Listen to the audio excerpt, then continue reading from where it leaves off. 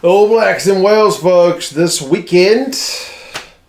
Wales' best chance to beat the All Blacks in a wee while, maybe. All Blacks have certainly had the wood over the Welsh for a long, long time. But yeah, we'll go through some squads, some stats, recent history predictions, and you guys can let us know your thoughts on how the All Blacks are going to fare over in Cardiff. If you are in the States and want to watch this and the other autumn games, check out Flow Rugby, link in the description. They've got all the games on, so happy days. For the Welsh, it's the return of a few familiar names who maybe haven't been in the Welsh squad for quite some time. I mean, Gareth Tomas is still there, but Ken Owens return. The Sheriff's been out for a wee while from Wales duties, so pleasing to see him back.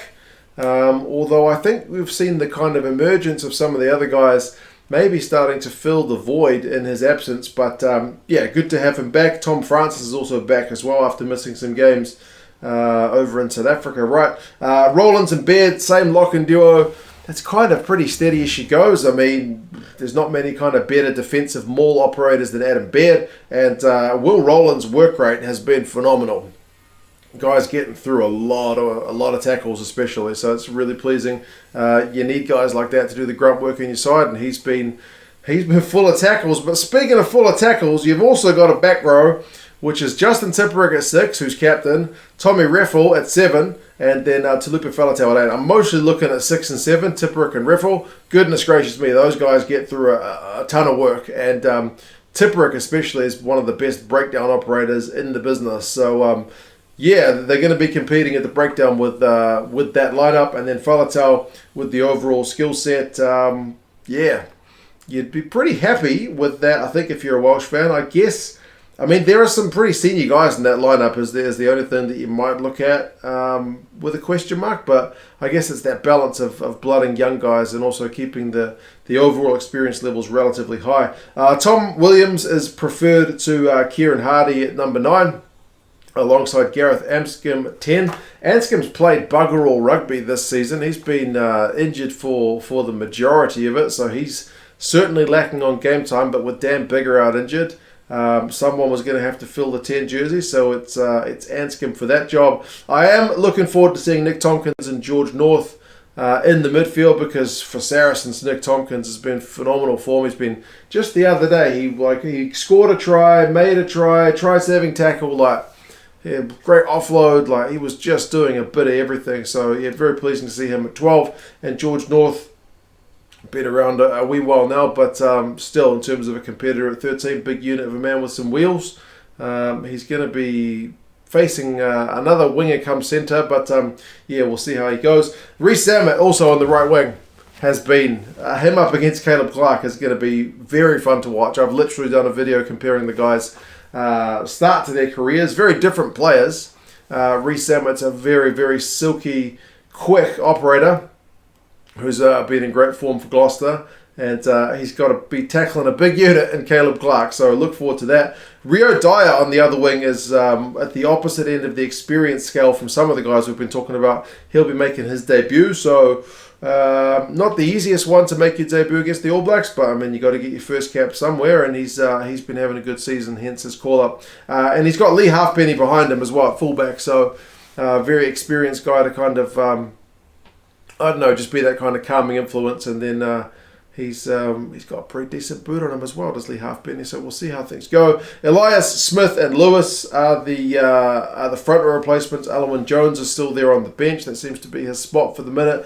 Tshiunza, the kind of lock-loose forward cover, another one who's been having very good time of it for his club. Very cracking ball runner, especially in recent times for Exeter Chiefs. Hardy, Priestland and Watkin are the back replacements, so it's a traditional kind of 5-3 lineup for the Welsh. Priestland, despite his advancing years, actually played a really good game a couple of weeks ago where he led his team to a kind of unlikely victory in the URC. So yeah, if nothing else, you've got that kind of stability on the bench to potentially see a game out.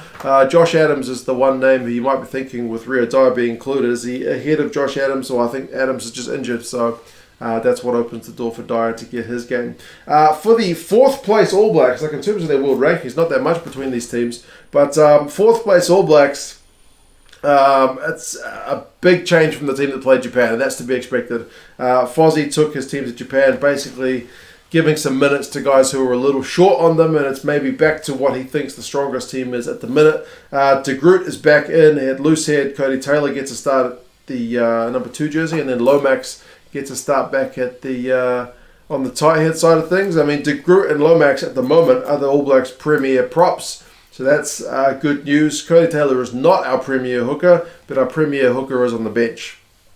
So, yeah, it seems like Fozzie's just going with a little bit of rotation with those guys, especially with Dane Coles being out. Whitelock and Barrett are in the second row, so Whitelock's back. Remember, he had an ear issue, so he travelled late to join up with the squad, but he is captain in Sam Cane's absence. And Scotty Barrett, with Brodie Retallick getting essentially a 6-game suspension, which was then marked down to 3 games for his red card the other week.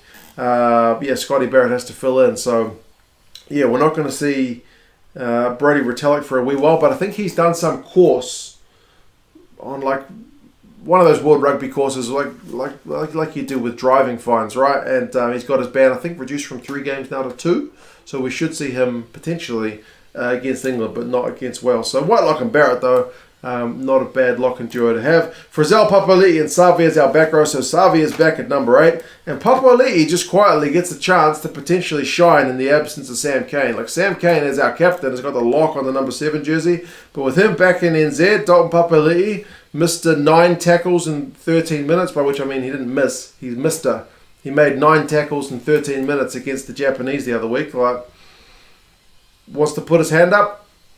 You won't get a better chance than this with him with Kane out.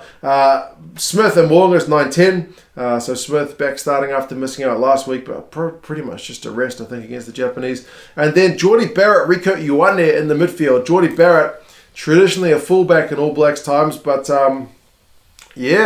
Fozzie's rewarded him for a good shift he had in the Rugby Championship at 12 by giving him another crack at 12. And he's been saying for a long time he wants to play 12. So speaking of guys who've got a chance to put their hand up, if Geordie wants to really compete for that 12 jersey, he's got a chance to do it. But as I said, his opposite number, Nick Tompkins, has been in really good form. So, we'll see.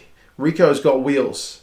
So I hope George North's ready for that as well. Sever Rees and Caleb Clark at the wings, that's steady she goes. And then Beauden Barrett is at fullback. So the All Blacks kind of back to that kind of 2 playmakers thing. But remember, we're without Will Jordan as well, one of our potential fullback candidates, and with Geordie being in the midfield, that kind of leaves a spot open for Bodie. So yeah, it's a much changed starting 15 for the All Blacks. Taukei'aho, he's the guy to watch when he comes off the bench. If you haven't seen him play, if you're a Welsh fan and don't really follow the All Blacks kind of rugby championship games, goodness me, he's a proper unit. Tuangafasi and Fletcher Newell are the prop replacements. I think it's Tuangafasi's 50th game for the AB, so big ups to him for that. Vaa'i drops to the bench. Akira Ioane isn't there. He'll be looking to impose himself physically when he comes on.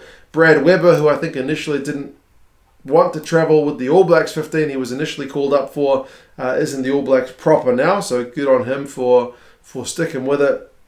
Havili and ALB are our back replacements, so essentially 2 midfielders, although Havili's a bit of a utility. So we've got a few guys in the likes of Barrett, Rico, Geordie and whatnot who can really cover multiple positions if things start to go awry. In terms of the stats, New Zealand is a dangerous team in attack. That kind of goes without saying. Most All Blacks teams are. They break around 23 tackles a game, so physically they like to get in the opposition's faces with ball in hand. Most of the Tier 1 teams are around 17, so the All Blacks pretty high in that regard, breaking tackles. The Welsh are around 13.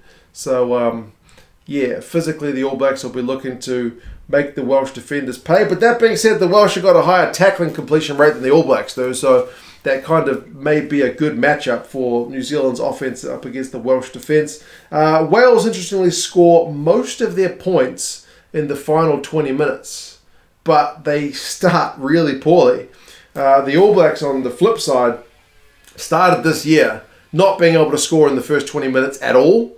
I don't think they scored in the first 5 games in the first quarter, but in the last kind of 4 games, I think the All Blacks have averaged more than 10 points in that opening stanza. So from a Welsh point of view, I would have thought you don't want to be chasing down the All Blacks. If the All Blacks get kind of a double-digit lead on you, then it's going to be hard to run them down. But I mean, they will have their home crowd behind them, so certainly not going to be the deciding factor. But yeah, I feel like the Welsh guys need to start to put some seeds of doubt into the All Blacks' minds. Both these sides have got among the worst discipline of all the Tier 1 teams in terms of penalties conceded and in terms of yellow cards. The refs punish both of these teams, so it may be a case of whichever one can kind of keep their nose a bit cleaner puts their best foot forward. Recent results, it is 5-0 to the All Blacks. I mean, more and more results go the All Blacks' way than just that. We've got to look back to the 1950s to get a Welsh win.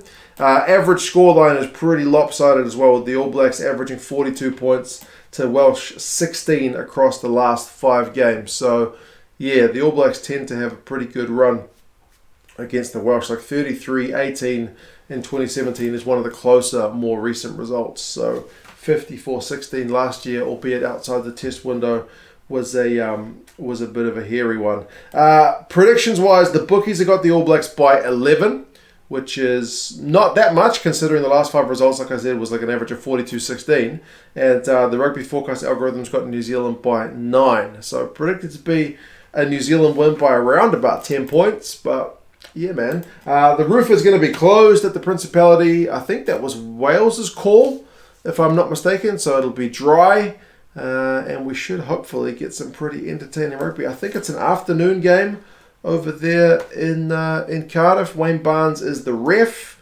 It's a 4:15 in the morning kickoff for those of us in New Zealand. So certainly up before the sun for this one. But yeah, man, Wales against the All Blacks is always a really fun watch.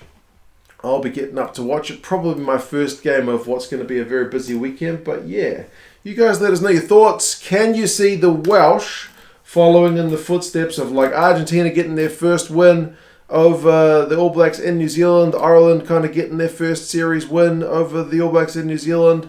Can Wales break this long losing streak against the All Blacks? Is this the team to get it done?